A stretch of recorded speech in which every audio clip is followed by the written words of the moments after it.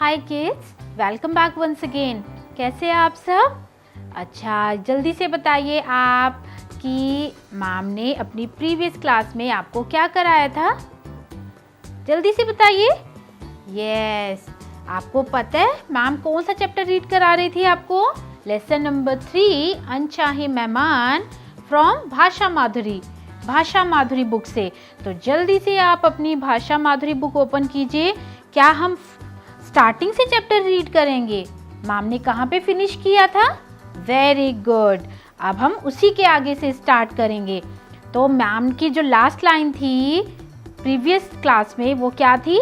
साक्षात अन्नपूर्णा का अवतार हो देवी, जैसा देवता पति वैसी ही देवी पत्नी। ये बोला था ना साधुओं ने। अब हम उसके आगे एक्सप्लेन करेंगे। तो यहाँ पर देखिए स्क्रीन पर मैम ने ऑलरेडी पेज ओपन किया है। आप यहाँ देखिए, यहाँ तक फिनिश हो गया था। नेक्स्ट था मालती ने मीठे स्वर में कहा। तो जैसे ही साधुओं ने मालती को ये बातें कही, फिर उन्होंने क्या करा? घर के अंदर एंट्री ले ली। अब आपके घर कोई आएगा तो आप उसको दरवाजे से ही भगा दोगे? नहीं भगा सकते ना। अगर आप चाहते हो तब भी, नहीं चाहोगे तो भी हम उसको घर से नहीं भगा सकते। तो फिर मालती ने मीठे स्वर में कहा, आइए आइए बाबा जी, आप आसन पर बैठिए। आसन मतलब जिस पर हम बैठते हैं, है ना? जब हम पूजा करते हैं तो तब भी हम ये आसन लगाते हैं। आइए आइए बाबा जी, आप आसन पर बैठिए। मैं अभी शीतल मतलब ठंडा, शीतल जल लेकर आती हूँ। ये किसने कहा? मालती ने कहा। किससे कहा? साधुओं से कहा। तो उसके बाद क्या हुआ? फिर क्या हुआ? ये जो तीनों साधु थे, यहाँ पर देखिए, आपको पेज नंबर 19 ओपन करना है। नेक्स्ट पेज पर ये जो तीनों साधुओं थे, तो तीनों साधु आसन पर बैठ गए। अब ये तीनों साधु हैं, आसन पर बैठ गए। आसन मैम ने आपको बताया है, एक कपड़ा बिछा होता है या दरी, उस पर बैठते हैं। अब कोई गेस्ट आएगा, आप उसको खड़ा रहने दोगे? बैठने के लिए तो बोलोगे ना। तो उसके बाद क्या होता है? तीनों साधु आसन पर बैठ गए। मालती पानी लेने रसोई में चली गई। मालती रसोई में पानी लेने के लिए चली गई। अचानक से साधुओं की दृष्टि एक कोने में पड़ी। दृष्टि मतलब उसकी नज़र एक कोने में पड़ी। अब उस कोने में क्या था? उस कोने में एक बड़ी सी ओखली और एक भारी भरकम मूसल रखा था। अब आपको पता है ओखली क्या होती है? जल्दी बताइए। वेट, मैम आपको बताती है। ये होती है ओखली, है ना? ये ओखली है। इसमें क्या होते हैं? मसाले कूटते हैं, है ना? और ये होती है मूसल, ओखली मूसल। तो क्या हुआ? उसके बाद उन्होंने वहाँ पर देखा एक भारी भरकम, ये तो मैम ने आपको हल्की सी बताई है, भारी होती है, वो पत्थर की बनी होती है, ठीक है? तो एक भारी सी मूसल और ओखली देखी, और उसके बाद एक थाली रखी देखी उसके पास ही, जहाँ पर ओखली और मूसल रखा था वहीं पर एक थाली रखी हुई थी, और उस थाली जिसमें एक दिया जल रहा था। अब मालती थोड़ी चालाक थी ना, उसने आइडिया ऐसा अपने माइंड में बनाया, सेट किया कि यहाँ से भाग जाए, मतलब मुझे कुछ कहना भी ना पड़े और ये अपने आप भी भाग जाएं। तो उस थाली में क्या था? एक दिया जल रहा था और कुछ फूल और चावल रखे हुए थे। तो अगर एक थाली है, उसमें दिया भी जल रहा है, उसमें फूल भी रखे हुए हैं और उसमें चावल भी रखे हैं, तो आपको क्या पता चलेगा? उससे यही पता चलेगा ना, शायद यहाँ पूजा होने वाली है ना?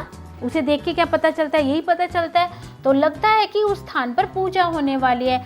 अब मालती पानी लेकर आई तो एक साधु ने पूछा कि देवी, इस ओखली या मूसल की पूजा कौन करता है?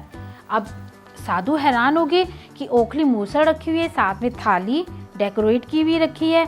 तो उन्होंने उसमें से एक ने पूछ लिया कि इस ओखली और मूसल की पूजा कौन करता है? तो मालती ने बिल्कुल हैरान होकर कहा कि आपको बिल्कुल भी नहीं पता? फिर बोली, ओखली और मूसल मेरे पति के देवता हैं। जैसे सबके अलग अलग देवता होते हैं ना, अलग अलग पूजा होती है, मेरे पति के देवता हैं। और यह ओखली आपने रीड भी किया होगा जब आप अपनी छोटी क्लास में थे, यूकेजी में, एलकेजी क्लास में आपने रीड किया था ना, ओ से ओखली, तो पता चल गया होगा अपन।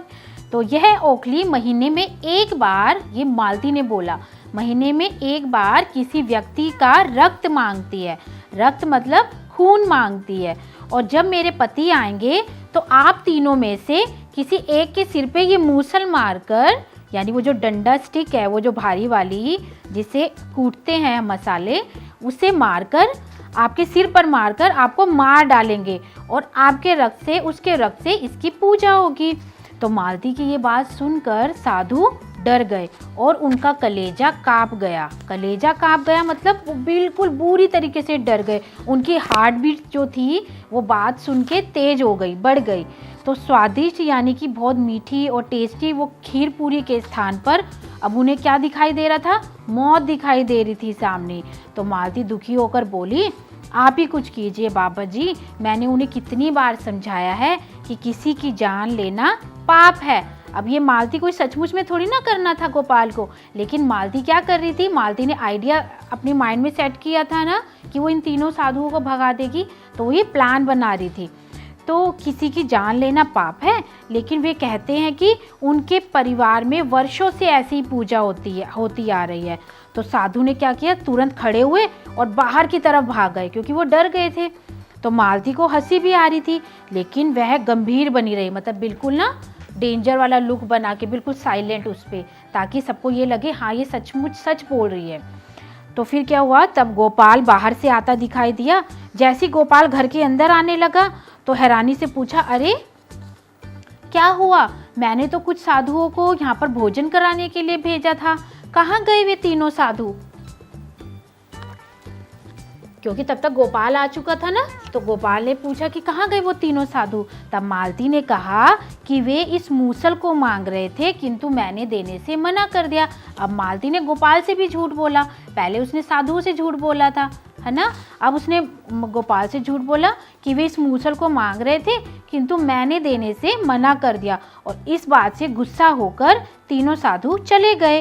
गोपाल ने कहा, अरे मालती, अगर वे इस मूसल को मांग रहे थे तो तुम्हें दे देना चाहिए था। लाओ जल्दी से मूसल दो और मैं जाकर उनको रोकता हूँ। तो ये तीनों साधु क्या करने लगे? जल्दी जल्दी गांव से बाहर चले जा रहे थे। तभी उनके पीछे गोपाल आया। ये देखिए यहाँ पर गोपाल आ रहा है ना, यहाँ पर पीछे गोपाल आने लगा। तो जैसे ही गोपाल भागे भागे आ रहा था, अब इन लोगों ने सोचा कि ये उस मूसल से हमें मारने आ रहा है। उसको सच लगी वो बात साधुओं को, तो वह हाथ में मूसल लेकर उनकी ओर दौड़ा चला आ रहा था और चिल्ला रहा था, ठहरो ठहरो, आप ऐसे नहीं जा सकते, मैं मूसल लेके आ रहा हूँ। साधुओं ने समझ लिया कि आज गोपाल उनको छोड़ेगा नहीं, तो वे सिर पर पैर रखकर भाग गए। सिर पर पैर रखकर भाग गए, समझ गए आप? तो वो सिर पर पैर रखकर भाग गए। गोपाल को आश्चर्य हुआ कि अब कोई साधु महात्मा उसके घर भोजन नहीं करता। तो अब क्या हुआ?